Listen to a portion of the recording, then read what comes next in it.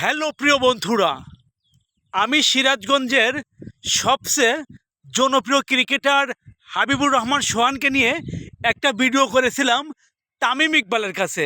শুধু এটুকু বলেছিলাম, তামিম ভাই, ও তামিম ভাই, আমাদের সিরাজগঞ্জের গেদা হাবিবুর রহমান সোহানকে কি একটু জাতীয় দলে চান্স দেওয়া যায় না?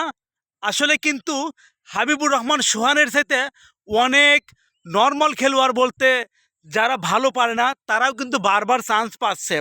আমাদের সিরাজগঞ্জের একমাত্র সেরা খেলোয়াড় হাবিবুর রহমান সোহান, যে কিছুদিন আগে ইমার্জিং এশিয়া কাপে অসাধারণ খেলেছে, বাংলাদেশ ডিপিএলে অসাধারণ খেলেছেন, অথচ সে জাতীয় দলে একবারও চান্স পায় নাই।